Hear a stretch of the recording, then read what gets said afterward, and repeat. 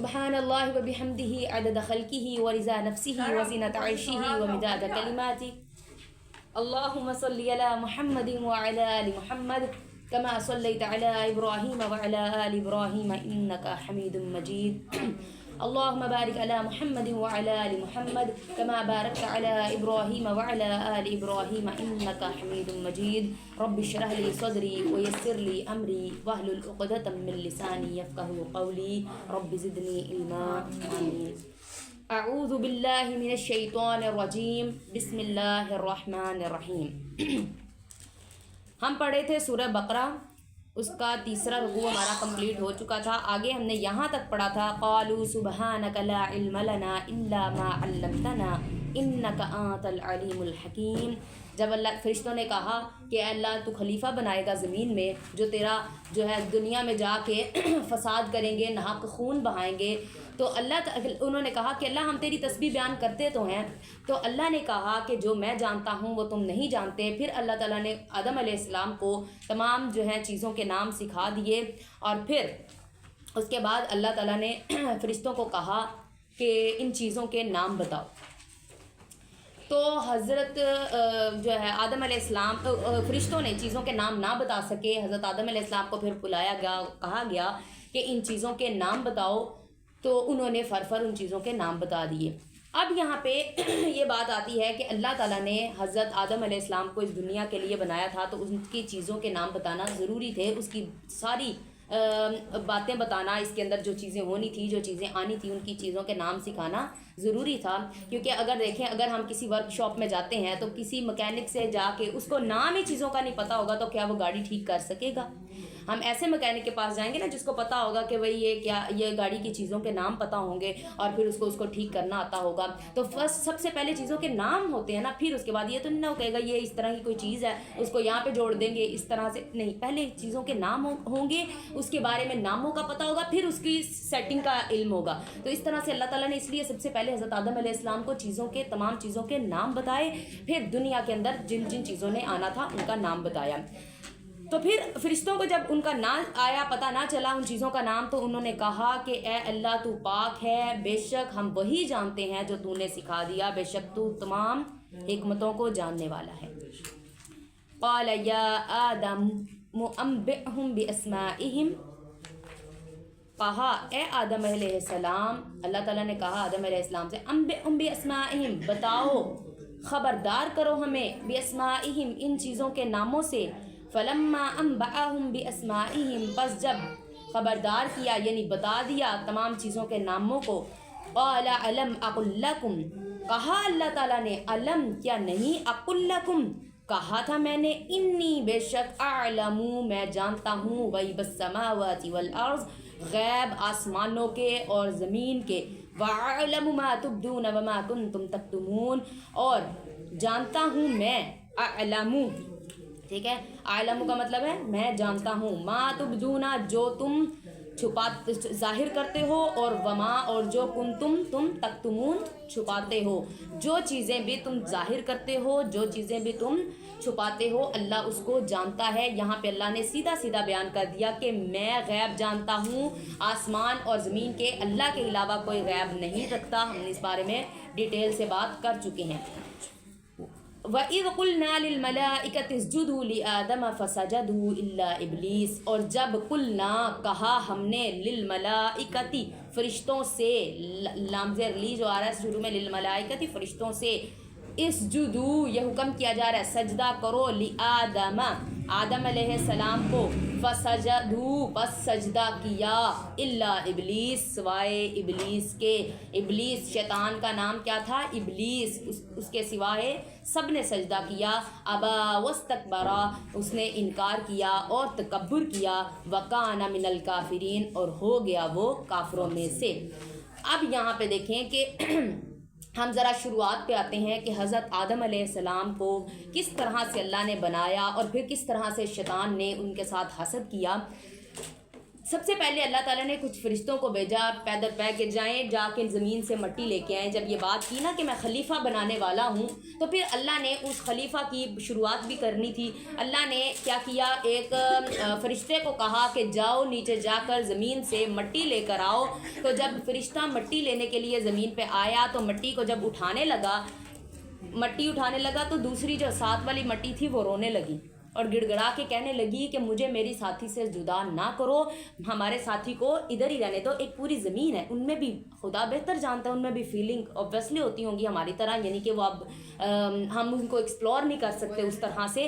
تو کیا ہے، وہ مٹی نے جو ہے کیا کہا کہ مجھے میری ساتھی کو نہ لے کر جاؤ، گڑ گڑانا شروع کر دیا۔ اس فرشتے کو ترس آ گیا، وہ واپس چلا گیا۔ اسی طرح سے اللہ نے کئی فرشتوں کو بھیجا اور اسی طرح وہ واپس جاتے رہے، کیونکہ مٹی گڑگڑاتی تھی کہ میرے ساتھی کو نہ لے کر جاؤ، یہاں سے میرے سے جدا نہ کرو۔ پھر حضرت اسرائیل علیہ السلام کو اللہ تعالیٰ نے بھیجا اور کہا جاؤ مٹی لے کے آؤ۔ مٹی اسی طرح سے گڑگڑانے لگ پڑی اور کہا کہ میرے ساتھی کو مجھ سے جدا نہ کرو۔ تو حضرت اسرائیل علیہ السلام نے کہا کہ میں تیرا رونا دیکھوں یا اپنے رب کا حکم دیکھوں؟ تو وہ لے گئے، مٹی کو لے کے جا کے اللہ کے پاس حاضر کیا۔ کئی جگہ پہ اللہ نے کچھ مقامات بتائے، 7-8 مقامات سے مٹی کو اٹھایا تو لے کر گئے۔ تو اللہ نے کہا کہ آج تو اس مٹی کو لے کے آیا ہے، ہر دفعہ جب بھی یہ مٹی لانی ہوگی تو ہی لینے جائے گا۔ اسی لیے ہماری جب بھی موت آتی ہے تو حضرت اسرائیل علیہ السلام لینے آتے ہیں۔ تو حضرت اسرائیل علیہ السلام نے اس پر کہا کہ اے اللہ، اس طرح تو لوگ مجھے بددعائیں دیں گے، مجھے برا بھلا کہیں گے، میں تو ان کی دلوں میں بڑا برا بن جاؤں گا کہ ان کی میں ساتھی کو لے کے آیا کروں گا، جب بھی جاؤں گا اور لے کے آیا کروں گا۔ تو اللہ نے کہا میں ایسی اسباب پیدا کر دوں گا کہ تیرے پہ نام کوئی نہیں آئے گا، ہر کوئی کہے گا اللہ کی مرضی تھی۔ تو اب یہی ہوتا ہے، کوئی مرتا ہے، کوئی بھی فوت ہوتا ہے تو یہ تو نہیں کہتے اسرائیل آیا سی وہ لے گیا، یہ تو نہیں ہم کہتے ہیں، ہم کہتے ہیں اللہ کی مرضی تھی، وعدہ آ گیا۔ اسی طرح سے اور مٹی کے رونے کی جو بات ہے تو اسی طرح سے ہم یہیں سے فیل کریں کہ ہمارا جب ساتھی چلا جاتا ہے تو ہم گڑ گڑاتے ہیں، روتے ہیں، ہمارا یہی ہوتا ہے من کے نہ ہی جائے، ہمارا ساتھی جو ہمارے ساتھ اتنی زندگی گزاری ہے تو وہ نہ جائے۔ تو حضرت اسرائیل علیہ السلام کو اللہ نے وہ اسی لیے فرشتوں کو بھیجا نا کہ جو لا سکتا ہے وہی پھر ان کو اینڈ تک لے کے آئے گا، جو فرسٹ ٹائم لا سکتا ہے وہی لاسٹ ٹائم تک لے کے آئے گا۔ تو پھر اللہ تعالیٰ نے اس مٹی کو رکھ دیا، اپنے پاس رکھ لیا، وہ فوراً سے اس کے اوپر کام شروع نہیں ہوا، اس کے اوپر پھر پانی پڑا، غالباً کہتے ہیں پانی پڑا، پھر وہ پانی سے وہ پانی بھی گرتا رہا تو اس میں بدبو پیدا ہونا شروع ہو گئی، پھر کہتے ہیں نا گاڑے والی مٹی بن گئی، پھر اس کے بعد کھرکھرے والی مٹی بن گئی، یعنی کہ آگے لیول تک پہنچ کے نا وہ مٹی کے جب بڑی دیر گزر گئی، پھر اس کے بعد اللہ تعالیٰ نے اس سے ڈھانچہ بنایا۔ ابھی ڈھانچے کے اندر روح نہیں پھونکی تھی، ڈھانچہ بنا کے جنت میں رکھ دیا۔ تو شیطان آتے جاتے گزرتے دیکھتا تھا اور اس کو کہتا تھا کہ اللہ نے اگر اس کو مجھ پہ فوقیت دی تو یعنی کہ یہ میں برداشت نہیں کروں گا، اگر مجھے اس پہ فوقیت دی تو پھر ٹھیک ہے کہ اس کو مجھے اس سے اوپر رکھا وہ تو ٹھیک ہے، لیکن اگر اس کو میرے سے اوپر کر دیا تو میں اس کو یعنی کہ نہیں چھوڑوں گا، میں اس کے لیے میں برداشت نہیں کروں گا۔ تو پھر یہ بات اللہ کو تو اللہ نے کہا ہے نا میں جانتا ہوں جو تم ظاہر کرتے ہو، جو تم چھپاتے ہو۔ تو وہ شیطان کے اللہ تعالیٰ دلوں کے حال تو جانتا تھا کہ وہ دل کے اندر کیا لے کے بیٹھا ہے، بس اس کی آزمائش کے لیے ہی اللہ نے سجدہ کروایا۔ پھر اللہ نے جب فرشتوں سے کہا کہ اب بنا دیا، ان کو ساری باتیں سکھا دی، حضرت آدم علیہ السلام کو علم سکھا دیا، پھر اس کے بعد ان کو کہا کہ سجدہ کرو، اور بیسیکلی کہا جاتا ہے کہ علم کی وجہ سے ہی سجدہ کرنے کا حکم دیا گیا کہ علم کی اتنی فوقیت ہے۔ ایک وہی کہتے ہیں نا، ہمارا قرآن ہی کہتا ہے، کیا آپ سمجھتے ہیں کہ جاننے والا اور نہ جاننے والا برابر ہو سکتے ہیں؟ جس طرح اندھا اور دیکھنے والا برابر نہیں ہو سکتے، اسی طرح علم رکھنے والا اور بے علم برابر نہیں ہو سکتے۔ اور ہمارے اسلام میں علم والوں کی قدر بہت ہے اور عامل کی تو اس سے بھی کہیں زیادہ ہے۔ اب دیکھیں میں نے اکثر ایسے لوگ دیکھے ہیں کہ جو تھوڑا سا ان کو علم ہوتا ہے لیکن اس کے اوپر پکا عمل ہوتا ہے۔ اب اس پہ میں اپنے نانا ابو کی بتاتی ہوں، اللہ تعالیٰ ان کو جنت الفردوس میں اعلیٰ مقام عطا فرمائیں۔ وہ نا جب جو بات پتہ چل جاتی تھی نا تو باجی نے جب سارا علم حاصل کیا تو اپنے والد کو بتایا اور وہاں سے ان کے گھر میں علم آنا شروع ہوا۔ تو انہوں نے جو بات آ کے بتاتی تھی نا کہ قرآن حدیث سے ہے یہ، تو وہ انہوں نے اس کے اوپر کیا کرنا، پکا عمل۔ ایک بات پتہ چل گئی ہے یہ اللہ اور اس کے رسول کی بات ہے، اس سے نہ کسی کو گھر والوں کو ہٹنے دینا، نہ خود ہٹتے تھے۔ اور اتنا پکا عمل کرتے تھے، حالانکہ ان کے پاس علم کتنا تھا، وہ لیا ہوا تھا، علم خود نہیں پڑھے ہوئے تھے، خود قرآن پاس بس ناظرہ پڑھے ہوئے تھے، ترجمہ تفسیر خود نہیں پڑھے ہوئے تھے، لیکن عمل اتنا پکا تھا کہ جب ان کی وفات ہونے لگی، اس سے جو لاسٹ رمضان تھا، کچھ منتھ پہلے رمضان تھا، محرم میں ان کی ڈیتھ ہوئی تھی، محرم کے جو ہے نا مہینے میں، تو رمضان اس سے پہلے آیا، تو رمضان میں جو ہے نا ان جو پہلے 10 عشرہ کے دن تھے، 10 پہلے دن ہوتے ہیں، پہلا عشرہ جس کو بولتے ہیں، ان دنوں میں جب کہتے ہیں کہ نماز میں پڑھتا تھا نا، تو نماز میں نے اللہ اکبر کرنی، تو میرے جائے نماز کے آگے مسجد کے اندر جو نماز پڑھتے، چھوٹی سی وہ مسجد ہے ان کے گھر کے پاس ہی نا، تو اس میں جب میں نماز پڑھنے کے لیے اللہ اکبر کرتا، تو میرے جائے نماز کے آگے اور میرے اوپر چھوٹے چھوٹے جس طرح فوار پڑتی ہے نا، اس کی موتیوں کی کہہ لیں فوار، جس طرح ہم اس کو کہتے ہیں شبنم کہتے ہیں، اس طرح کی کہتے ہیں پراپر میرے اوپر گرتی ہے، پراپر کہتے ہیں میرے اوپر جس طرح سے وہ فوار سی صرف میرے جائے نماز کے اوپر ہوتی ہے، اور پورے وہ 10 دن رحمت کے 10 دن تھے، تو اللہ کی رحمت کی بارش ان کے اوپر ہوتی رہی، اور ہم جو ہے قاری صاحب بھی ان کو زندگی میں کہا کرتے تھے کہ میں نے ان سے آگے ولی اللہ نہیں دیکھے، یعنی کہ جو بات پکڑتے ہیں وہ پکی اس کے اوپر عمل کرتے ہیں۔ اب دیکھیے باقی بھی فیملی میں میرے بہت لوگ ہیں، لیکن صرف میں نے انہیں کی بات کیوں بتائی۔ اب میرے قاری صاحب ہیں، میرے والد صاحب بھی وفات پائے، ان کے ساتھ ایسا تو واقعہ نہیں ہوا، لیکن ان کے ساتھ جب وفات انہوں نے پائی تو ان کے کیا مسکرا رہے تھے، صحیح پتہ چلتا تھا، آپ لوگوں نے غالباً دیکھا ہو کہ نا، تو مسکرا رہے تھے۔ جب ان کو قبر میں ڈالنے لگے تو بھائی بتاتے ہیں کہ وہ اب گھر میں جس طرح مسکرا رہے تھے اس سے زیادہ مسکرا رہے تھے، اور ان کا جنازہ اتنا زیادہ تھا، اور تمام اس کے اندر مواحد لوگ تھے۔ آپ صلی اللہ علیہ وسلم نے فرمایا نا کہ جنازے سے انسان کا پتہ چلتا ہے کہ اگر 40 سے زیادہ مواحد لوگ ہوں تو اللہ تعالیٰ ان کی آمین قبول کر کے انسان کی بخشش فرما دیتے ہیں۔ اور مدرسے کی جو میں سمجھتی ہوں کہ جو انہوں نے یہ پودا لگایا صدقہ جاریہ کا، تو انشاءاللہ العزیز ادھر ان کو ثواب پہنچتا ہوگا۔ اور دوسری بات یہ کہ جب میں بچوں کو پتہ ہے شام کے ٹائم بھی چھٹی نہیں دیتی، ناظرہ کے بچے اکثر کہیں بھی کہیں نا، ویسے تو بچے خود کہتے ہیں آپ ہی چھٹی نہ دیں، لیکن کچھ بچوں کو کبھی ہوتا ہے نا چھٹی کا، تو میں ان کو چھٹی نہیں دیتی، کوئی بھی ایونٹ ہوتا ہے سوائے یعنی کہ مجبوری اور کوئی عید وغیرہ کا ایونٹ ہے تو اس میں چھٹی دیتی ہوں، اس لیے کہ میں کہتی ہوں کہیں نہ کہیں میرے والد انتظار کر رہے ہوں گے کہ اس ٹائم مجھے صدقہ جاریہ آنا ہے، اور میں نے جو ہے میرے درجات بلند ہونے ہیں، تو اس لیے جو ہے ہم ایسا کوئی پودا لگا کے جائیں دنیا میں، ایسی کوئی کام کر کے جائیں صدقہ جاریہ، جس سے ہمیں قبر میں لیٹے، یہاں پہ محنت کر کے بس اور قبر میں لیٹے ہمیں اس کا ثواب ملے، تو یہ جو ہے بہت بہت بڑا بزنس ہے اللہ تعالیٰ کے ساتھ، اس سے بڑا میں نے بزنس نہیں دیکھا۔ تو کیا ہے کہ پھر یہاں پہ ہم آتے ہیں اپنے ٹاپک کی طرف، تو پھر اس نے کیا کیا، شیطان ان کو دیکھتا تھا کہ جو ہے نا یہ اگر اس کو میرے پہ فوقیت دی تو پھر میں نہیں چھوڑوں گا، تو اللہ تعالیٰ نے پھر کیا کیا، علم کی بنا پر ان سے سجدہ کروانے کو کہا، اور علم کی وجہ سے سجدہ کرنے، تو سجدہ پورا سر نیچے جھکا کر کرنے کو نہیں کہا تھا، سجدہ ایسا تھا کہ تھوڑا تعظیماً سر کو جھکانا تھا، اور اب بھی میں نے جس طرح سے کل بھی بتایا تھا، اب یہ سجدہ بھی ممنوع ہو گیا، ہم اللہ کے سوا کسی کو سجدہ نہیں کر سکتے۔ آپ صلی اللہ علیہ وسلم نے فرمایا کہ اگر کسی کو اللہ کے سوا سجدہ کرنے کا حکم ہوتا تو میں سب سے پہلے ایک عورت کو حکم دیتا کہ اپنے شوہر کو سجدہ کرے۔ وہ اس لیے قرآن پاک میں ہی اللہ تعالیٰ بیان کرتے ہیں کہ جب کہتے ہیں کہ میں نے ایک درجہ مرد کو اوپر رکھا ہے، حاکم بنایا ہے، تو اس کے اندر بڑی حکمتیں ہیں، اور پھر ساتھ ہی بات کی ہے کہ وہ کما کر لاتا ہے اور اپنی کمائی تم لوگوں کو دیتا ہے۔ تو میں کہتی ہوں بہت بڑی بات ہے، ہم کبھی نکلتے ہیں نا جاب کے لیے تو 2 دن بعد ٹوٹا مار کے آ جاتے ہیں کیونکہ برداشت نہیں ہوتا، اور ہمیں کیونکہ یہ بھی پتہ ہوتا ہے پریشر کہ ہم نے کون سا کیا گھر جا کے پالنا ہے کسی کو۔ تو ایک مرد جب باہر نکلتا ہے تو وہ کمانے کے لیے جاتا ہے، تو وہ اس کو وہاں پہ پتہ نہیں کتنی لان تان بھی دیکھنے کو ملتی ہو، لیکن وہ ٹھڈا مار کے آ نہیں سکتا، کیونکہ اس کو پتہ ہے میرے گھر بیوی بچے ماں اور باپ بیٹھے ہوئے ہیں جن کو میں نے پالنا ہے۔ تو اس طرح سے اس لیے ان کو فوقیت دی۔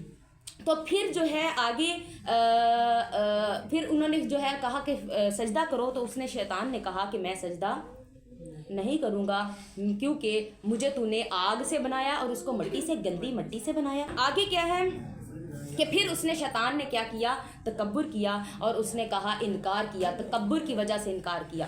اب ہم بھی جب دیکھیں وہی کہتے ہیں کہ وہ شیطان نے تو ایک سجدے سے انکار کیا تھا، تو ہم کئی سجدوں سے اللہ تعالیٰ کا انکار کرتے ہیں، اور اس نے تو صرف انسان کو سجدہ کرنے سے انکار کیا تھا، تو ہم تو رب کو سجدہ کرنے سے انکار کرتے ہیں اور تکبر کرتے ہیں۔ وہی کہا نا کہ پیشانی نہیں جو جھکاتا وہ تکبر والا ہے، جو اللہ کے آگے نہیں جھکاتا اس کے اندر تکبر ہے۔ تو ہمیں اللہ تعالیٰ اس چیز سے بچائے تکبر کرنے سے. تو تکبر کی وجہ سے کیا ہوا, وہ سجدہ اس نے نہیں کیا. اب یہاں پہ ایک بات آتی کہ ایک دفعہ نا میں اسی طرح سے یوٹیوب پہ ویڈیو سن رہی تھی, تو وہ کہتے ہیں, ایک آدمی کہتا ہے کہ سعودیہ میں جانے کا نا ایک فائدہ ہو جاتا ہے کہ ہمیں نا عربی زبان کا سمجھ آ جاتی ہے, عربی زبان کے مطلب کیا ہے. تو ایک جو ہے نا بچے کو اس کے باپ نے نا, بچہ چیزیں لے رہا تھا گروسری کی دکان پہ, چیزیں خرید رہا تھا, تو نا وہ زیادہ ہی خریدی جا رہا تھا. اس کا باپ اس کو بلانے کے لیے نا ایک ورڈ یوز کرتا ہے, آئی تھنک وہ مجھے ورڈ ذہن سے نکل گیا, ایک ورڈ اس کو کہتا ہے کہ آ جاؤ. تو وہ بچہ نہیں آتا, 2-3 دفعہ اس کو کہتا ہے کہ آ جاؤ, وہ نہیں آتا. تو پھر وہ ذرا غصے میں آ کے کہتا ہے حج, حج کے مطلب آ جاؤ.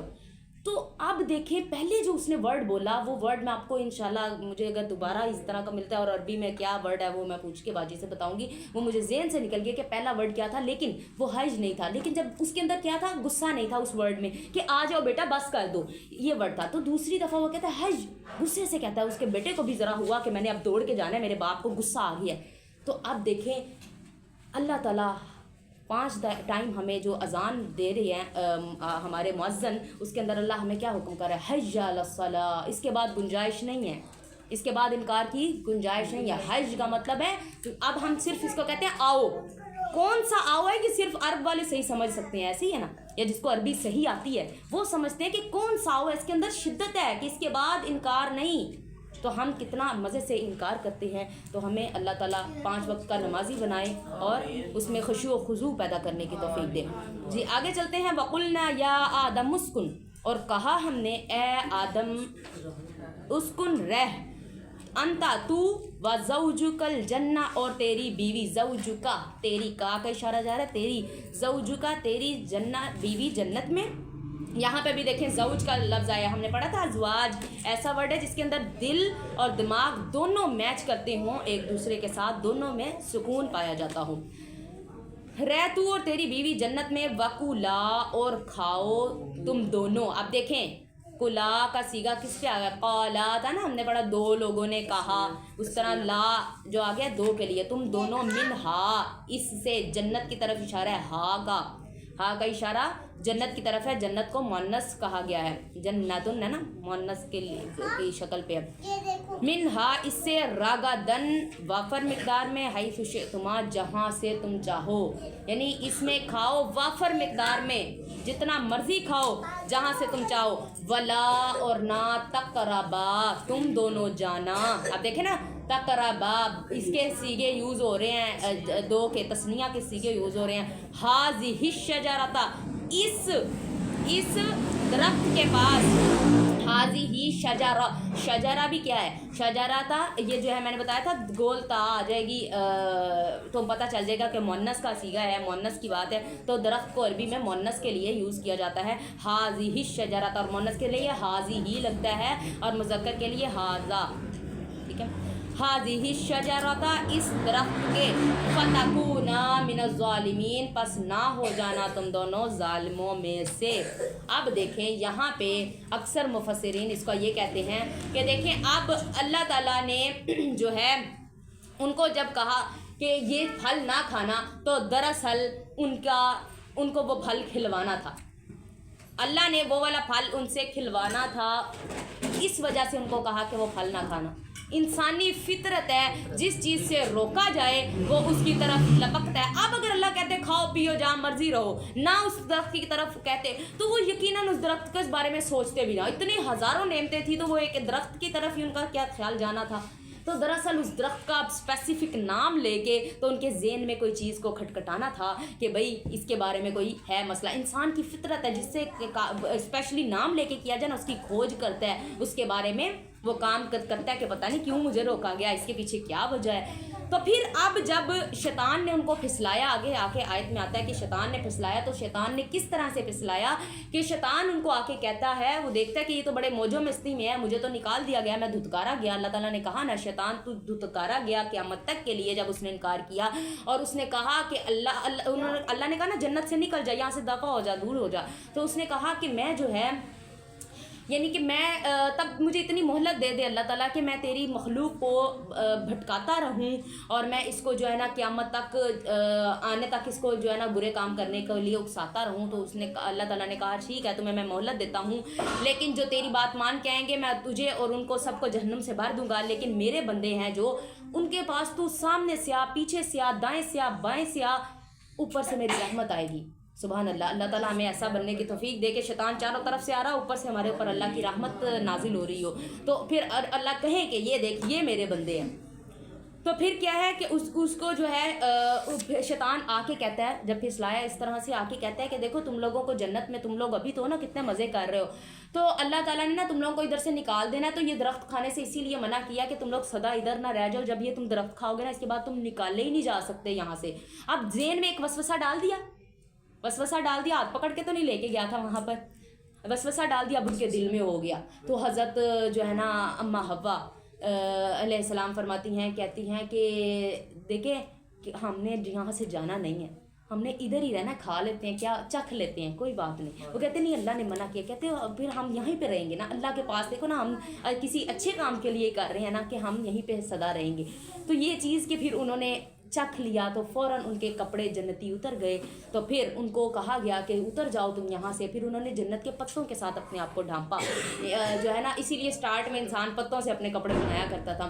تو جنتی پتوں کے ساتھ انہوں نے اپنے وراقۃ الجنہ آتا ہے نا ایک جگہ پہ, تو انہوں نے جنتی پتوں کے ساتھ اپنے آپ کو ڈھانپا. پھر اللہ تعالیٰ نے ان کو کہا کہ تم سب اتر جاؤ زمین میں, تم دونوں بھی اتر جاؤ, شیطان بھی اتر جائے. اب بعض کا دشمن ہے, ایک دوسرے کا دشمن ہے, جو ہے شیطان تم لوگوں کا دشمن ہے اور تم شیطان کے, یعنی ایک دوسرے کے تم دشمن ہو. اب تم لوگوں نے ایک دوسرے کے اوپر بلیو نہیں کرنا, ٹھیک ہے.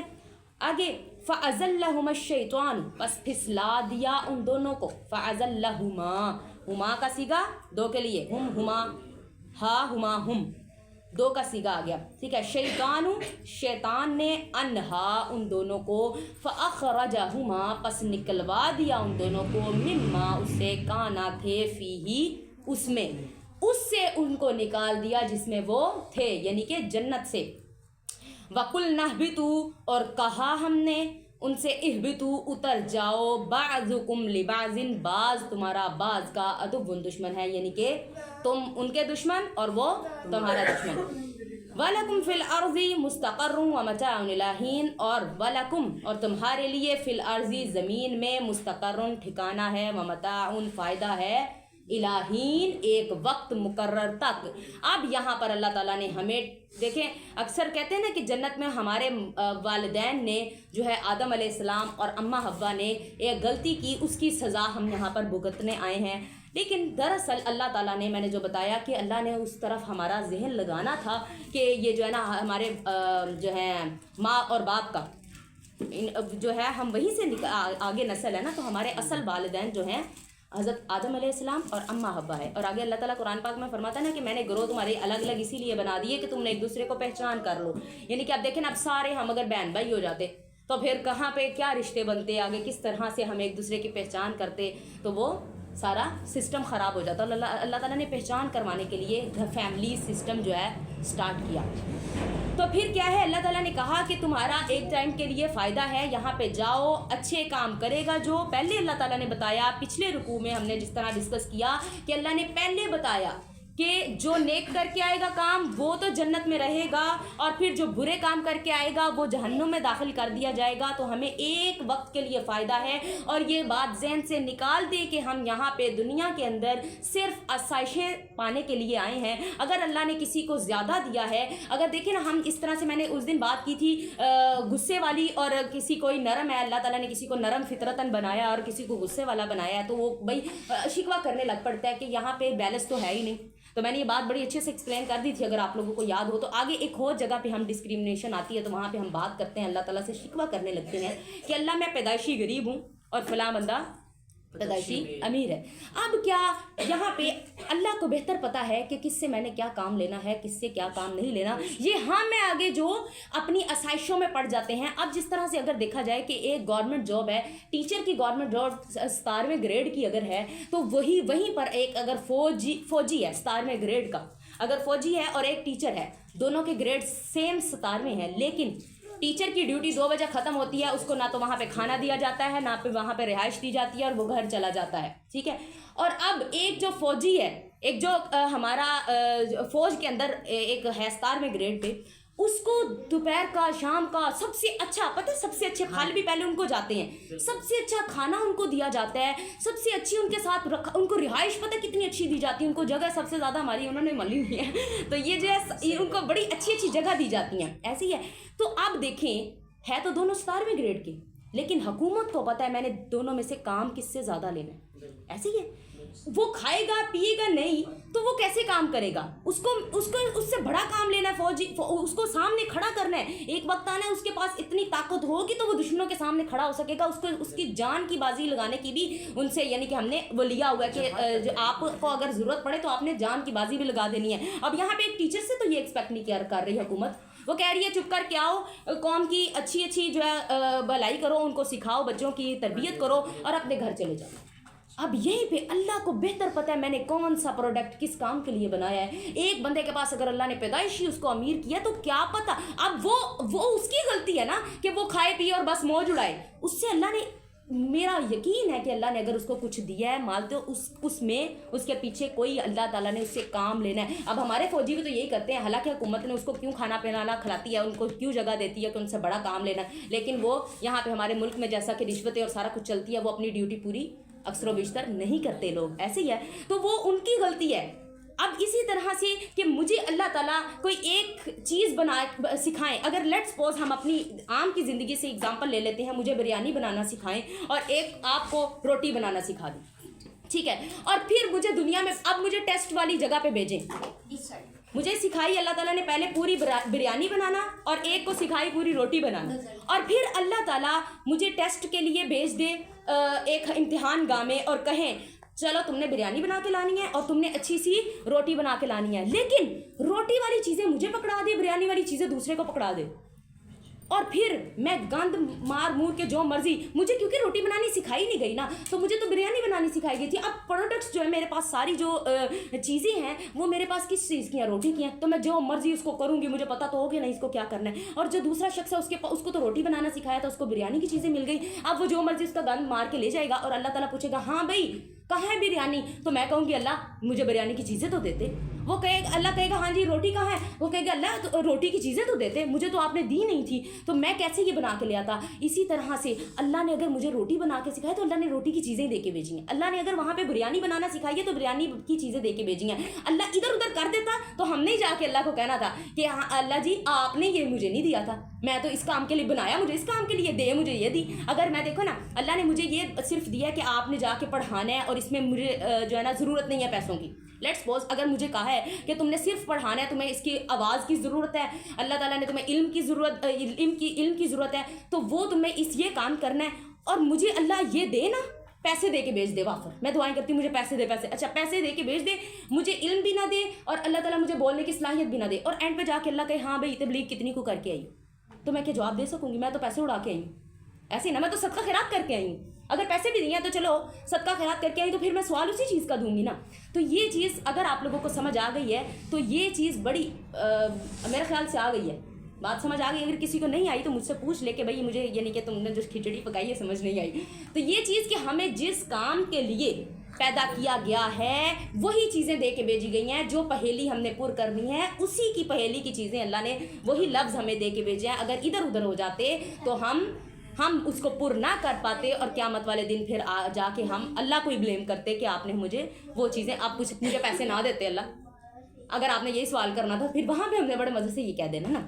तो इसलिए हमने ये नहीं करना। और दूसरी बात कि हमने ये यकीन रखना है कि अगर मैं इस वक्त यहाँ पे हूँ तो मेरा यहाँ पर होना ही इसी में भलाई है। अगर मैं यहाँ से उठ के इधर बैठ जाती तो मेरी जगह इस टाइम अगर मैं यहाँ बैठी हूँ तो 110% इससे बेहतर जगह पूरी दुनिया में यहाँ पे मेरे लिए नहीं हो सकती थी। मैं अगर यहाँ पे बैठी हूँ तो यकीनन पूरी दुनिया में सिर्फ मेरे लिए यही जगह बेहतर थी, तो अल्लाह को बेहतर पता है। तो हमने इसलिए अल्लाह से शिकवा नहीं करना, हमने बस सब्र करना है और अल्लाह की हिकमत ढूंढना है, तलाश करना है। अगर नहीं भी समझ आती तो अल्लाह को कहना है अल्लाह मैं तेरी रज़ा में राज़ी, कोशिश करनी। जी आगे क्या है कि अल्लाह ताला ने कहा फ़तलक़्क़ा आदम मिन रब्बिही कलिमातिन फ़ताब अलैहि बस सिखा दिए, इल्क़ा कर दिए, दिल में डाल दिए आदम अलैहिस्सलाम को मिर रब्बिही, तेरे रब ने कलिमात फताब अलैहि, बस तौबा कबूल की उनकी, इन्नहु हुव तव्वाबुर रहीम, बेशक अल्लाह तौबा कबूल करने वाला रहम करने वाला है। अब देखें अल्लाह ताला ने पहले हज़रत आदम अलैहिस्सलाम की गलती बयान की और फिर फ़ौरन से तौबा की बात कर दी कि अगर तुम तौबा करके आते हो तो तुम चाहे जितना मर्जी बड़ा गुनाह करके आ गए हो, तुमने घबराना नहीं है। अगर तौबा सच्ची करते हो तो मैं तौबा कबूल करूँगा, चाहे वही गुनाह दोबारा हो जाए। लेकिन तौबा करने की यही है कि सबसे पहले शर्मिंदा होने और फिर पक्का यकीन दिलाने अल्लाह को कि अल्लाह मैं दोबारा वो गुनाह नहीं करूँगा। ये तो दूसरी बात है ना कि शैतान के बहकावे में आके दोबारा हो जाता है, लेकिन उस टाइम तौबा मांगते हमारा ये ना यकीन हो कि जो है मैं दोबारा से कर लूँगा। एक दफ़ा एक सहाबी आके पूछते हैं, एक दूसरे सहाबी से आके पूछते हैं कि भाई मुझे जो है क्या अगर इंसान ज़िना करके तौबा कर ले तो उसकी तौबा कबूल हो जाती है? तो वो जो सहाबी बैठे हुए थे वहाँ पर, अब मुझे दोनों का नाम इस टाइम जहन में नहीं है, तो वो जो बैठे हुए थे तो वो कहते हैं कि नहीं, तौबा कबूल नहीं होगी, क्योंकि उन्होंने देख लिया कि ये शख्स इसी नीयत से आया है कि ये पहले ज़िना करेगा और फिर उसके बाद तौबा कर लेगा। तो ऐसे करते करते ये हर दफ़ा ऐसे ही करेगा तो ऐसी हालत में ही फिर मौत आ जाएगी। ये सोच के कभी गुनाह नहीं करना कि मैं बाद में तौबा कर लूँगा। गुनाह हो जाते हैं उसके बाद तौबा करें और ऐसी नीयत से तौबा करें कि दोबारा मैं गुनाह नहीं करूँगा, और वो चीज़ें छोड़ते जाएं जिन चीज़ों की वजह, जो चीज़ें उस गुनाह की तरफ लेकर जा रही हैं। तो क्या है, हमने वो गुनाह छोड़ना है, इस नीयत से नहीं हमने तौबा करनी, ठीक है। फिर अल्लाह ताला फरमाने बेशक मैं तौबा कबूल करने वाला, रहम करने वाला हूँ। कुल नहबितू मिन्हा जमीअन, फिर पस कहा हमने इहबितू उतर जाओ, मिन्हा इससे, जमीअन सब के सब उतर जाओ। फ़इम्मा यअतियन्नकुम, पस जब आए मेरी तुम्हारे पास, मिन्नी मेरी तरफ से, हुदन कोई हदायत, फमन तबिया हुदाया, पस जो शख्स ताबियादारी करे हुदाया मेरी हदायत की, फ़ला पस नहीं, खौफ़ुन खौफ होगा, अलैहिम उन पर, वला हम यहज़नून और ना ही वो गमगीन होंगे। अब अल्लाह ताला बता रहे हैं कि गम उनको नहीं होगा जो मेरी हदायत आने पर उसकी पैरवी करेंगे, उसकी बात को मानेंगे। वल्लज़ीना कफ़रू, और वो लोग जिन्होंने कुफ़र किया, वकज़्ज़बू और झुटलाया, बिआयातिना हमारी आयतों को, उलाइका अस्हाबुन्नार, यही लोग अस्हाबे नार हैं, यानी आग के रहने वाले हैं, आग के लोग हैं। हुम फ़ीहा खालिदून, और वो उसमें हमेशा रहेंगे, यानी जो जन्नत में जाएगा वो भी हमेशा रहेगा और जो जहन्नुम में चला गया एक दफ़ा वो जहन्नुम में ही चला जाएगा। अब आगे इसका जो अगला रुकू है वो बनी इसराइल पर है, वो हम इंशाल्लाह कल डिस्कस करेंगे। बनी इसराइल के मैंने पहले बताया था कि बनी इसराइल पे अल्लाह ताला ने इसके अंदर बड़ी नेमतें की उनके ऊपर और बहुत इनामात किए, लेकिन उन्होंने उसकी कदर ना पाई और सबसे ज़्यादा अंबिया कराम भी इन्हीं के अंदर आए।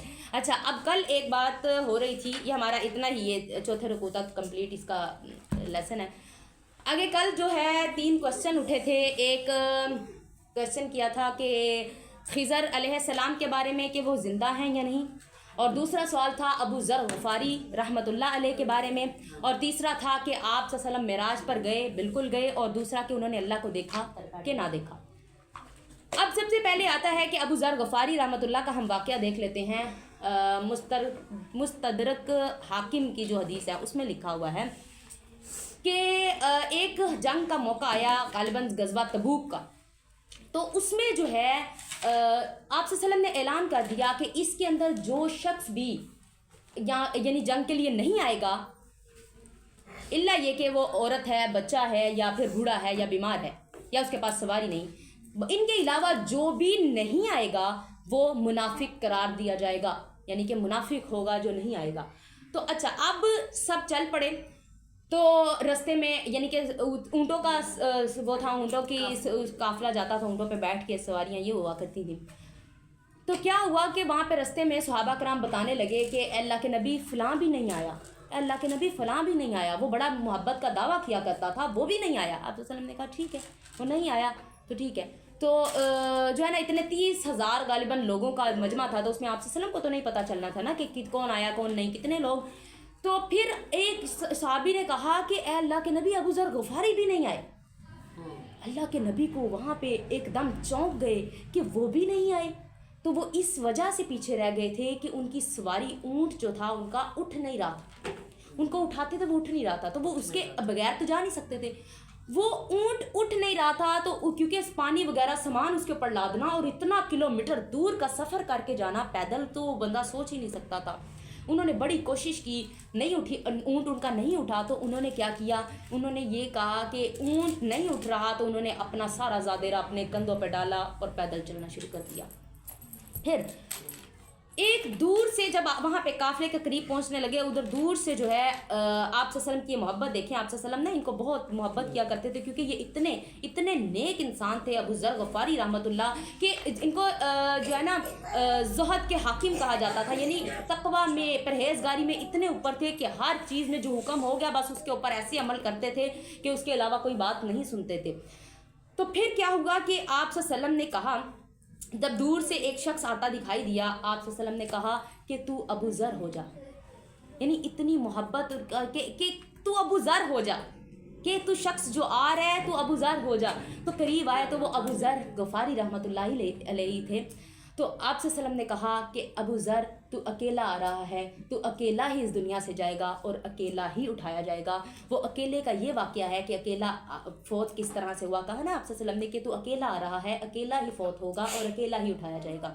اس کا یہ واقعہ ہے کہ جب آپ صلی اللہ علیہ وسلم کی وفات ہو گئی تو اس کے بعد نا لوگوں نے یہ قرآن پاک میں آتا ہے نا کہ اس کو سونا چاندی اور اس کو جمع نہ کرو, یعنی اس کو بنا, یعنی آپ صلی اللہ علیہ وسلم نے ایک دفعہ کہا نا کہ میرے پاس اور پہاڑ کے جتنا بھی سونا ہوتا تو میں سارا صدقہ خیرات کر دیتا غالباً اس طرح, کہ اس کو یعنی کہ جمع کر کے نہ رکھنے کی یعنی کہ ممانعت آئی نا, اس کو پسند نہیں فرمایا گا. حالانکہ ہمارے اسلام میں یہ ہے کہ سونا چاندی اگر آپ زکوٰۃ دے رہے ہیں تو اس کے بعد سونا چاندی کو سیو کر سکتے ہیں, لیکن بھلائی اس میں ہے کہ آپ نہ کریں. تو لیکن اگر آپ کر رہے ہیں تو اس کے اندر کوئی وہ بڑی بات نہیں ہے. لیکن وہ تقویٰ میں اتنے آگے تھے, وہ انہوں نے نا لوگوں کو کہنا شروع کر دیا کہ میرے نبی گئے نہیں اور تم لوگوں نے یہ یعنی کہ جوڑ کے مال رکھنا شروع کر دیا, سونا چاندی جوڑنے لگ پڑے ہو. تم لوگ تو کم از کم نہ کرو, کیونکہ تم لوگوں نے تو میرے نبی کا دور دیکھا ہے, میرے نبی کے پاس تم لوگ اٹھے بیٹھے ہو, کم از کم تم لوگ تو نہ اس طرح کا کام کرو. تو لوگوں میں بڑا فتنہ اٹھنا شروع ہو گیا کہ بھئی ہمیں اس سے روکتا ہے اور ہمیں جو ہے نا یہ جوڑنے نہیں دیتا. اوبیسلی اگر زندگی گزارنی ہے تو ہر انسان کے اندر دل کے اندر ہوتا ہے کہ ہم جب صدقہ خیرات دے رہے ہیں تو کیا کریں, ہم یعنی کہ زکوٰۃ بھی دے رہے ہیں تو ہمارے پاس یعنی کہ سیونگ بھی تھوڑی ہونی چاہیے. تو حالانکہ آپ صلی اللہ علیہ وسلم نے ساری زندگی زکوٰۃ دینے کی نوبت نہیں آئی تھی آپ صلی اللہ علیہ وسلم کے اوپر, یعنی کہ پیسہ کبھی نہیں جوڑتے تھے. تو یہ چیز کہ جو ہے نا انہوں نے کہا کہ پھر حضرت عثمان نے غنی رضی اللہ تعالیٰ عنہ کا آئی تھنک دور تھا, تو انہوں نے بلایا ان کو اور کہا کہ تم مدینے میں بلایا اور کہا کہ مدینے سے تم چلے جاؤ, تمہاری وجہ سے بہت یعنی کہ لوگوں میں جھگڑا ہو رہا ہے, بہت فتنہ اٹھ رہا ہے کہ جو ہے نا اس طرح سے لوگ پریشان ہو رہے ہیں تمہاری اس بات سے. تو وہ کہتے ہیں ٹھیک ہے, وہ چلے گئے کہ اور کہا کہ تو یعنی کہ میں حاکم ہوں اس ٹائم, اور ہمارا حکم ہے اسلام میں کہ حاکم کی بات مانی جائے, چاہے تم پر کسی اس کو بھی بنا دیا جائے کسی. حضرت عثمان غنی رضی اللہ تعالیٰ عنہ تو جو ہے انہوں نے کہا کہ تم میرا حکم مانو, کیونکہ اگرچہ تم کسی جو ہے حبشی کو بھی مقرر کر دیا جائے حاکمیت کے لیے تو کیا ہے اس کا حکم ماننا ہمارے اوپر واجب ہے. تو پھر انہوں نے ان کی بیوی تھی بوڑھی, 80 سال تقریباً ان کی عمر تھی اس ٹائم, تو بوڑھے دونوں نکل گئے مدینہ سے, اور مدینہ کے پاس دور جا کے ایک گاؤں تھا اس کے اندر جو ہے وہ چلے گئے, اور حضرت علی رضی اللہ تعالیٰ عنہ واحد تھے جو ان کے ساتھ وہاں تک آئے, یعنی کہ باؤنڈری مدینہ کی باؤنڈری تک آئے, صرف مدینہ کی باؤنڈری تک صرف آئے, اور آگے کہتے ہیں میں تمہارے ساتھ ضرور جاتا لیکن مجھے میرے حاکم کا حکم ہے کہ اس سے آگے اس کے ساتھ کسی نے نہیں جانا. تو پھر وہ وہاں پر گئے, ایک وہ جو بستی تھی شہر سے دور گاؤں تھا اس کے اندر وہ رہنے لگ پڑے. تو ادھر کوئی بھی نہیں رہتا تھا, دور دور تک کوئی آبادی نہیں تھی, ان کی بیوی اور وہ. تو نا جب مرنے کا ٹائم قریب آیا, ان کی وفات کا وقت قریب آیا, تو ان کی بیوی کہتی ہیں کہ بھائی تمہیں کون غسل دے گا, میرے میں تو اتنی ہمت نہیں, اور کون تمہیں غسل دے گا تو اور کون دفن کرے گا. کہتے کہ میری جو ہے آپ صلی اللہ علیہ وسلم نے فرمایا تھا, آپ صلی اللہ علیہ وسلم نے مجھے یہ بشارت دی تھی کہ جب تم فوت ہوگے تو ایک قافلہ آتا ہوا آئے گا مسلمانوں کا, وہ تمہیں جو ہے غسل دے گا, تو تم ایسا کرنا کہ میری جو ہے میت کو اٹھا کے جو نا آنے جانے والا رستہ ادھر رکھ دینا. تو وہاں پہ انہوں نے رکھ دیا. تو ایک قافلہ مسلمانوں کا آ رہا تھا, آیا اور انہوں نے پوچھا کہ یہ کون ہے. تو وہ جو قافلے کا سردار تھا وہ حضرت عبداللہ رضی اللہ تعالیٰ عبداللہ بن مسعود رضی اللہ تعالیٰ عنہ تھے. تو جو ہے وہ ان کو پوچھا کہ یہ کون ہے, کیونکہ شکل سے تو نہیں دیکھا تھا اتنے لوگوں کو, نام سے تو معلوم تھا کیونکہ احادیث میں موجود تھا اور نام سے معلوم تھا. تو انہوں نے کہا یہ ابو ذر غفاری رضی اللہ تعالیٰ عنہ ہیں. تو وہ رونے لگے اور کہنے لگے کہ اللہ کے نبی کی بات سچی ہوئی, اور انہوں نے ادھر غسل دیا اور سب نے ان کا نماز جنازہ پڑھا اور وہاں پہ دفنا دیا. اور اللہ کے رسول کی حدیث سے پتہ چلتا ہے کہ پھر یعنی کہ کہا نا کیلے اٹھائے جاؤ گے، ایک تو ویسے ہر ایک نے اٹھائے جانا، لیکن آتا ہے نا کہ ایک قبر سے 70 مردے اٹھیں گے، لیکن ایسی ان کی جگہ پہ قبر موجود ہے کہ اس کے قریب قیامت تک کوئی قبرستان بھی نہیں بننا۔ اور دوسری بات یہاں پہ بڑی بات سامنے آتی ہے کہ دیکھیں ابو ذر غفاری رضی اللہ تعالیٰ زہد کے جو ہے حاکم تھے، یعنی کہ اتنا تقویٰ تھا ان کے اندر، تو ان کی قبر کا نام و نشان بھی موجود نہیں۔ تو کیا ہمارے جو ہے پیر، اگر ہم کسی کو پیر بناتے ہیں اور بڑا علماء کرام ہیں، بالکل ہماری نظر میں علماء کرام کی بہت عزت ہے کہ ان کی وجہ سے ہی دنیا یہاں پہ آباد ہے، لیکن جو فوت ہو گئے ہیں تو کیا وہ ابو ذر غفاری رضی اللہ تعالیٰ عنہ سے اوپر ہو سکتے ہیں؟ تو پھر ابو ذر غفاری کی قبر نکال کے دکھاؤ، ہم نے تو یہاں پہ دربار بنائے ہوئے ہیں۔ تو ہم نے یہ کام نہیں کرنا، کیونکہ دیکھیں نا اللہ تعالیٰ نے قبروں کی حفاظت کا نہیں ذمہ لیا۔ اب نام دیکھیں، آج تک ہم ابو ذر غفاری رضی اللہ تعالیٰ عنہ کا لے رہے ہیں، ہم نے ان کی تعلیمات، میرے نبی کی تعلیمات پہ عمل کرنا ہے، ٹھیک ہے، انہوں نے جو آگے ہم تک پہنچائی ہیں باتیں ان پر عمل کرنا ہے، ہم نے جو ہے ان کی عزت قدر بھی کرنی ہے، لیکن دربار اور اس طرح سے نہیں کرنا۔ اگر دربار ہی بنانا ہوتا تو سب سے بڑا پھر میرے نبی کی قبر پہ دربار ہوتا، اگر دربار کی اجازت ہوتی، اس کے اوپر مانگنے کی، سجدہ کرنے کی اجازت ہوتی، تو سب سے بڑا پھر دربار کہاں پہ ہوتا؟ میرے نبی کی قبر پہ ہوتا، لیکن ایسا کرنے سے منع کیا تو اللہ تعالیٰ نے نہیں بننے دیا دربار۔ جی، یہ ابو ذر غفاری رضی اللہ تعالیٰ عنہ کی ہمیں بات کلیئر ہو گئی۔ دوسری بات آتی ہے حضرت خضر علیہ السلام کی۔ دیکھیں ہمارے پاس دو علم ہیں، ایک قرآن پاک کا جس سے ہم علم لیتے ہیں، علم سارا اس پہ بات کرتے ہیں، تو قرآن پاک کا علم ہے، اور دوسرا سائنس کا علم ہے، اور قرآن پاک کے اندر بھی پتہ سارا سائنس موجود ہے، لیکن ہم ابھی کچھ ایکسپلور کر چکے ہیں، ابھی کچھ ہم نے اس کو نہیں دیکھا۔ تو یہ ہے کہ دونوں علم کے اندر کہیں پہ بھی ایسی بات کا ذکر نہیں ملتا، ایسے پانی کا ذکر نہیں ملتا جو زندگی کو یعنی کہ نہ ختم ہونے والا پانی ہو، جس سے زندگی رک جاتی ہو، نہ رکتی ہو، کیونکہ موت کو کوئی کافر بھی ہے تو وہ اس پہ یقین رکھتا ہے۔ تو اس لیے ابھی تک کوئی ایسا پانی وجود میں نہیں آیا جس کو پینے سے انسان زندہ رہتا ہو۔ اور دوسری بات کہ ہمیں ہر انسان کو موت آنی ہے، تو اگر حضرت خضر علیہ السلام کی زندہ رہنے کی بات ہوتی تو یقیناً قرآن اور حدیث کے اندر ہوتی، جس طرح ہمیں عیسیٰ علیہ السلام کی ملتی ہے۔ عیسیٰ علیہ السلام، اور پھر جب اللہ نے کہا ہے کہ ہر انسان کو، ہر زیرو کو موت آنی ہے، اور ہر موت کا ایکسپلین کیا ہے، ایون دو کہ موت کو بھی موت کا بتایا کہ موت کو بھی موت آ جانی ہے، اور حضرت اسرائیل علیہ السلام جو موت کے فرشتے ہیں ان کو بھی موت آ جانی ہے، تو پھر یقیناً حضرت خضر علیہ السلام کی موت کا بھی بتایا ہوتا کہ ان کو بھی موت آ جائے گی، لیکن نہیں بتایا، یقیناً ان کو موت آ چکی ہے۔ اور دوسری بات یہ کہ ہمارے پاس قرآن حدیث سے ہمیں کوئی ایسی حدیث یا کوئی آیت نہیں ملتی جس کے اندر حضرت خضر علیہ السلام کی حیات کا ذکر ہو کہ ابھی بھی زندہ ہے۔ اگر آپ سے کوئی کوشچن کرتا ہے کہ بھئی ہمیں لا کے دکھاؤ اوتھینٹک بات کہ کہاں سے کہ پتہ چلتا ہے کہ وہ فوت ہو گئے ہیں، تو آپ ان سے کوشچن کریں کہ ایسی کوئی بات ہے ہی نہیں تو آئے گی کیسے، اور آپ مجھے وہ حدیث اور قرآن سے آیت لا کے بتا دیں جہاں پہ ذکر آتا ہے کہ وہ زندہ ہے، انہوں نے آب حیات دیا۔ کیونکہ دیکھیں نا، بات تو قرآن حدیث کی ہو رہی ہے، پھر آپ ان سے کوشچن کریں، آپ سے دیکھیں کوئی پوچھتا ہے نا کہ حدیث لا کے، آپ ان سے کیا کوشچن کریں کہ آپ ہمیں لا کے دکھا دیں، اگر تو وہ ٹھیک ہوئی، صحیح احادیث سے ہمیں نظر آتی ہوئی، قرآن کے اندر اس کا کوئی ایسا ذکر ہوا تو ہم آپ سے پہلے مانیں گے۔ کیونکہ دیکھیں میرے نبی کی اور میرے اللہ کی بات سے اوپر کسی کی بات نہیں، میں پہلے بھی کہتی ہوں، اگر لیٹس سپوز اگر میں یہاں پہ بات غلط کر جاتی ہوں، اگر میں یہاں پہ کہتی ہوں کوئی غلط بات قرآن حدیث سے ہٹ کے کر جاتی ہوں، کیا آپ لوگوں نے اس کے بدلے میں مجھے کچھ دینا ہے؟ آپ لوگوں نے اس کے بدلے میں مجھے کچھ دینا ہے؟ کیا آپ دے سکتے ہیں؟ اگر میں کہوں کہ میرے نبی کی بات پیچھے ہو جائے، ناؤز باللہ میری بات اوپر ہو جائے، میرے اللہ کی ناؤز باللہ بات پیچھے ہو جائے، میری اوپر ہو جائے، تو کیا آپ مجھے کچھ آپ نے وعدہ کیا کہ ایسا کام کرو تو میں تمہیں کچھ ایسا دوں گا، یا آپ لوگ مجھے کچھ دے سکتی ہیں؟ ان شارٹ مجھے یہی نظر آئے گا کہ میں جہنم کے ایندھن میں گرا دی جاؤں گی، کیونکہ آپ صلی اللہ علیہ وسلم نے فرمایا کہ میرا نام لے کر جس نے کسی کو نام لے کے، اللہ کا نام لے کے، آپ صلی اللہ علیہ وسلم کا نام لے کے حدیث نہیں، غلط بیانی بالکل کرنے سے سختی سے منع فرمایا گیا ہے کہ آپ نے اگر نہیں وہ حدیث تو آپ نے یہ نہیں کہنا یہ حدیث ہے، ٹھیک ہے؟ تو ہم نے کیا کوشچن کرنا ہے کہ بھئی آپ لا کے دکھا دیں، اگر کوئی حدیث ملتی ہے ہمیں تو ہم پھر اس بات کو مان لیں گے، ٹھیک ہے؟ تو آگے تیسری بات کیا تھی کہ آپ صلی اللہ علیہ وسلم نے دیکھا ہے کہ نہیں، معراج پہ گئے، بالکل گئے، آپ سے وسلم معراج پر گئے، اللہ تعالیٰ سے ملاقات ہوئی، اللہ تعالیٰ سے بات ہوئی، آواز بھی سنی، لیکن ان کے ساتھ دیکھنے کے جہاں تک بات آتی ہے تو صحیح مسلم اور صحیح بخاری کی حدیث ہے، میں نے پہلے بھی بتایا تھا صحیح بخاری کی حدیث ایسی حدیث ہے جس کے اوپر تمام اسکول آف تھاٹ کے لوگ مانتے ہیں اس کو اور اس کے اوپر کرتے ہیں، کیونکہ انہوں نے بڑی محنت سے لکھی اور ایک ایک حدیث کو بڑا استخارہ کر کے اس کو لکھی. تو یہ چیز کہ اس کے اندر حدیث آتی ہے کہ مسروق رضی اللہ تعالیٰ عنہ نے حضرت عائشہ رضی اللہ تعالیٰ عنہا سے پوچھا کہ کیا جو ہے کسی نے اللہ کو دیکھا ہے؟ تو انہوں نے کہا کہ میرے رونگٹے کھڑے ہو گئے تمہاری یہ بات سن کر. یہ ایگزیکٹ حدیث کا میں نے جو ہے لے کر تصویر بھی لے کر رکھی ہوئی ہے، میں آپ کو بھی موبائل پہ وہ چل رہا ہے تو میں آپ کو نہیں تو اس سے نمبر نکال کے بتاتی ہوں حدیث کا. تو غالباً 7380 نمبر ہے صحیح مسلم کی حدیث کا یا صحیح بخاری کی 7380.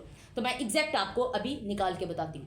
تو یہ ہے صحیح بخاری کی حدیث میں آیا کہ حضرت عائشہ رضی اللہ تعالیٰ عنہ فرماتی ہیں کہ میرے رونگٹے کھڑے ہو گئے کہ اللہ تعالیٰ تو قرآن میں فرماتے ہیں مجھے کسی نے نہیں دیکھا، یعنی کہ کوئی آنکھ مجھے نہیں دیکھ سکتی. اور دوسری بات کہ 3 چیزیں جو ہیں جس نے اللہ تعالیٰ پر باندھی اس نے جھوٹ بولا. سب سے پہلی یہ کہ جس نے کہا کہ نبی صلی اللہ علیہ وسلم نے اللہ کو دیکھا ہے اس نے جھوٹ باندھا. تو باقی 2 چیزیں اور ہیں.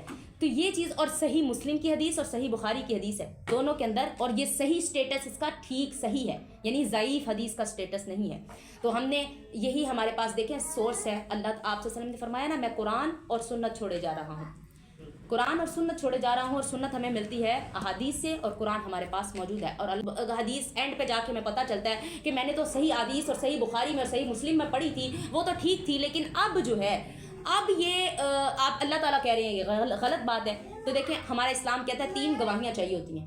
آپ کو 3 گواہیاں مل جائیں تو آپ نے اس بات پہ عمل کر لینا، ایون دو کہ آپ کو پتہ ہے کہ چاند نہیں نکلا 3 گواہیاں آ گئی تو آپ نے عید کر لینی ہے. ایسے ہی ہے نا.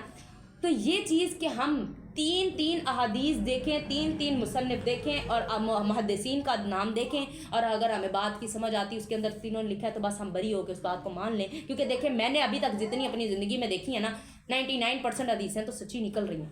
سائنس کے ساتھ سائنس اب ریلیٹ کرتی جا رہی ہے. ہمارا مسئلہ یہ آج کل ہم سائنس کے لوگ ہیں اور ہم جب تک سائنس نہیں نا اس کو پروو کرتی تو ہم اس بات کو یعنی کہ وہ کرتے ہیں کہ اس میں کوئی وہ بتاؤ. ٹھیک ہے غور و فکر کرنے کا ہمیں حکم دیا گیا ہے، لیکن ہمارا اگر یقین آ گیا تو ہم نے یہ کرنا ہے جو چیزیں سائنس نے بھی پروو نہیں بھی کی نا. سائنس اگر کہہ رہی ہے غلط کر رہی ہے قرآن کو تو سائنس غلط ہو سکتی ہے، ہمارا قرآن غلط نہیں ہو سکتا ہے. ایک وقت آتا ہے سائنس اپنی بات چینج کر کے وہی بات لے آتی ہے کہ ہاں بھائی ہماری سرچ میں غلطی تھی.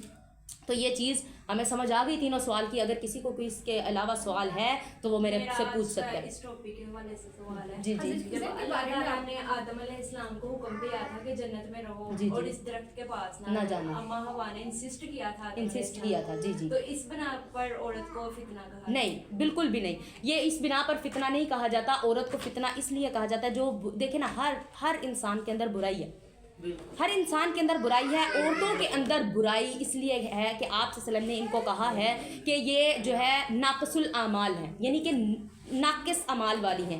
یہ اس لیے کہ دیکھیں اس لیے کہ اس کے اب جو ہمارے ڈیز آتے ہیں پیریڈز کے ڈیز آتے ہیں اس کے اندر نمازیں نہیں ہوتی، تو اس کے اندر ہماری کمی آ جاتی. ایک جو مومن مرد ہے پکا نمازی ہے اور ایک جو عورت ہے دونوں کے اندر ڈفرنس آ گیا.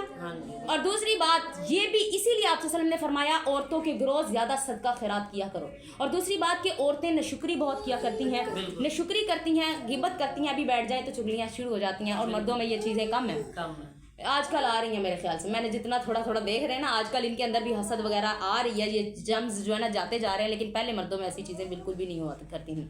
تو دوسری بات آگے یہ کہ جو ہے ہاں قرآن پاک میں آتا ہے، جب قرآن پاک میں ایک چیز آئی کہ نیکی کرنے والے مرد، نیکی کرنے والی عورتیں، روزہ رکھنے والے مرد، روزہ رکھنے والی عورتیں، تو اس سے آگے ہمیں کوئی بات سوچنی ہی نہیں چاہیے. اگر آپ ایک عورت بھی ہیں، آپ کو ناقص الاعمال بھی کہا گیا ہے تو اس کے پیچھے میرے نبی کی اللہ کی کوئی حکمت ہوگی. لیکن اگر میرا ایمان ہے، ماننا ہے کہ اگر آپ پکی ہیں اپنے اعمال میں تو آپ مردوں سے آگے بھی رتبہ پا سکتی ہیں. کیونکہ جب قرآن نے کہہ دیا ہے اگر نیک مومن ہے مرد ہے تو اس کے برابر بھی رتبہ پا سکتی ہیں، کیونکہ ساتھ ذکر آیا ہے نیکی کرنے والے مرد، نیکی عورت کو دیکھیں نا زیادہ دیکھیں ہمارے اندر. اور دوسری بات ایک اور بات میں بھی ایک اور بات بتاؤں کیوں زیادہ کرنی پڑے گی.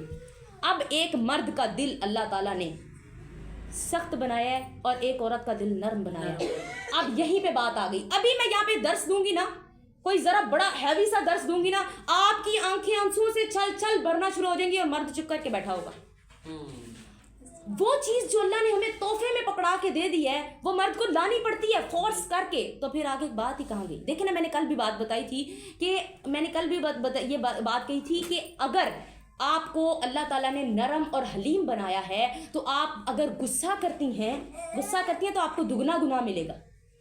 اگر آپ کو غصے والا بنایا ہے تو آپ کو غصے والا بنایا آپ غصہ کرتی ہیں تو آپ کو اس کا 1 گناہ ملے گا.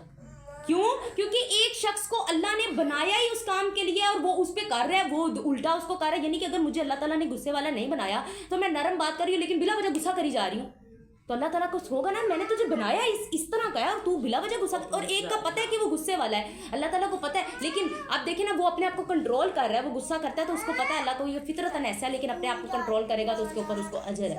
تو اس لیے ہمیں اللہ نے بڑی بڑی بلیسنگ کے ساتھ نوازا ہے. دیکھیں ہمیں کچھ کہتے ہیں نا کہ آپ کی عورت کو خود وہ کرنے کے لیے کہ آپ کے اسلام میں تو عورتوں نے بڑا عورتوں کو وہ کیا جاتا ہے, کم تر درجہ دیا جاتا ہے. اور دوسری بات اس طرح سے ہمیں نا وہ کرنے کے لیے عورتوں کو مظلوم بنانے کے لیے یہ کہا جاتا ہے کہ عورتوں کو جو ہے نا اس کی گواہیاں بھی زیادہ عورتیں ہوں تو گواہی مانی جاتی ہے اور اس طرح سے. اور پھر سب سے پہلے میں پوچھتی ہوں کہ آپ جب گواہی دینے کے قابل ہوتے ہیں, آپ ایک مرد ہیں اور گواہی دینے کے قابل ہوتے ہیں, تو پیچھے کس نے آپ کو یہاں تک پہنچایا؟ آپ کی ماں نے. اور پھر ماں کا کیا کہا گیا؟ درجہ 3 گنا زیادہ ہے باپ سے. اور پھر آپ کو اتنا ذہن دینے والی, اتنا آپ کو قابل بنانے والی پیچھے ماں ہے. آپ کی اسی عورت نے تربیت کی ہے جو ناقص العقل ہے. آپ کو عقل دینے والی وہی ہے. ایسا ہی ہے نا, آپ کو اس دنیا میں لانے والی, اس کے بغیر کوئی ہے ایگزسٹنس مرد کی؟ عورت کے بغیر آ سکتا ہے کوئی مرد بھی دنیا میں؟ نہیں آ سکتا. اچھا یہ بھی ایک بات ہے کہ عورت کو یہ سزا کے طور پہ نا حیض کا جو یہ بالکل غلط بات ہے.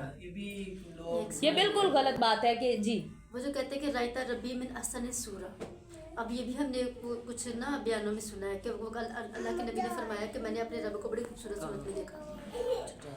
آپ دیکھیں خوبصورت صورت میں دیکھا. یہ دیکھیں میں آپ نے یہ حدیث سے لائن نکالی ہے ویسے بیان سنا تھا. جی ٹھیک ہے, اگر یہ ہے بھی حدیث میں دیکھتی ہوں, اگر ٹھیک ہے یہ بات آ گئی, میں آپ کا نے کوشچن کیا, ٹھیک ہے.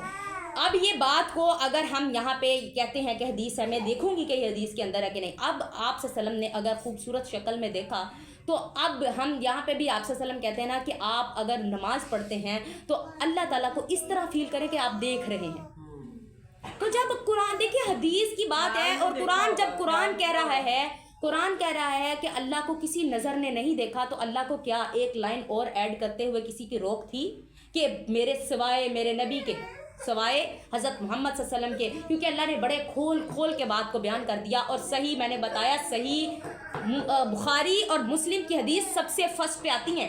صحیح بخاری کے آپ لوگوں کو شاید علم ہو کہ نا, سب سے پہلے صحیح بخاری کی حدیث آتی ہے, دوسرے نمبر پر صحیح مسلم کی حدیث آتی ہے. تو اس کے اندر ایک بات صحیح سٹیٹس کے ساتھ موجود ہے, تو ہمیں دوسرا کوشچن کرنا ہی نہیں چاہیے. سب سے پہلے ہم نے قرآن سے بھی لے لی بات, ہم نے حدیثوں سے بھی لے لی, اس سے آگے ہم اس بات کو نہیں کر سکتے. اور حضرت عائشہ رضی اللہ تعالیٰ عنہ نے یہ بات کی. اور اس بات سے کہ میں اگر اپنی بات کروں تو میرے نبی کی بات اوپر ہے. ایک دفعہ کا ذکر ہے کہ آپ حضرت جو ایک صحابی مسجد میں بیٹھے ہوئے تھے اور نعتیہ اشعار پڑھ رہے تھے, شعر پڑھ رہے تھے, نعت پڑھ رہے تھے آپ صلی اللہ علیہ وسلم کی محبت میں. تو حضرت عمر رضی اللہ تعالیٰ عنہ آئے اور آ کے ان کو گھوری ڈالی, یعنی غصے سے دیکھا. تو آگے سے وہ صحابی کہتے ہیں مجھے اس طرح نہ دیکھو, حالانکہ وہ اس ٹائم حاکم تھے, اس وقت خلیفہ وقت تھے. تو کہتے ہیں مجھے اس طرح نہ دیکھو, تم سے بہتر انسان یہاں پہ بیٹھا ہوتا تھا, میں اس کو بھی سناتا تھا, اس نے مجھے کبھی روکا نہیں. یعنی آپ صلی اللہ علیہ وسلم بھی بیٹھے ہوتے تھے, میں ان کو نعت سناتا تھا, نعتیہ اشعار سناتا تھا, تو انہوں نے مجھے روکا نہیں. تم کون ہوتے ہیں مجھے روکنے والے؟ تو حضرت عمر رضی اللہ عنہ کہتے ہیں کوئی گواہی لاؤ. انہوں نے کہا ابو ہریرہ رضی اللہ تعالیٰ عنہ, ابو ہریرہ رضی اللہ تعالیٰ عنہ سے پوچھا, انہوں نے کہا جی آپ رضی اللہ تعالیٰ عنہ کو بتایا کہ جی ایسا ہی ہے, آپ صلی اللہ علیہ وسلم کے پاس یہ بیٹھا کرتے تھے, نعتیہ اشعار پڑھتے تھے, آپ صلی اللہ علیہ وسلم ان کو نہیں روکا کرتے تھے. تو انہوں نے اپنی یعنی اپولوجائز کیا اور اپنی بات کو فوراً دبا دیا. آگے سے اس کو یہ نہیں کہا کہ میں یہاں پہ اس ٹائم حاکم ہوں اور تم مجھے کون سی باتیں بتا رہے ہو اور کس طرح کر رہے ہو. انہوں نے کہا میری نبی کی بات آ گئی تو میری بات پیچھے چلے گی, چاہے میں کتنا بھی بڑا پھنے کھاؤں. ٹھیک ہے. اور ہمارے علماء کرام اکثر معذرت کے ساتھ ان کو اپنی بات کو اس طرح وہ کر کے فرقہ واریت میں ہم اتنا آگے نکل جاتے ہیں کہ اپنی بات کو سچا کرتے کرتے ہم یہ بھول جاتے ہیں کہ قرآن و حدیث کے اندر یہ بات موجود ہے. اب دیکھیں نا وہی بات کہ ہمیں کیا ملے گا, دی اینڈ عذاب ہی ملے گا نا, تو اس عذاب کے بدلے میں ہم ایک ایک بات ہی کرنے کے پیچھے ہم اتنا بڑا اللہ تعالیٰ سے جک لگا لیں اور عذاب وہ کر لیں. اللہ تعالیٰ ہمیں حق اور سچ بیان کرنے کی اور اس پر عمل کرنے کی توفیق عطا فرمائے. اگر ہمارے اندر غلطی ہے تو اللہ اہدنا الصراط المستقیم, اہدنا الصراط المستقیم, اللہ ہمیں سیدھے راستے کی ہدایت دے دے. ہمارا علم ناقص ہو سکتا ہے, آپ کی ہدایت جو ہے اگر آپ ہمیں دے سیدھے راستے کی تو وہ ناقص نہیں ہو سکتی. سبحانک اللہم و بحمدک نشہد ان لا الہ الا انت نستغفرک.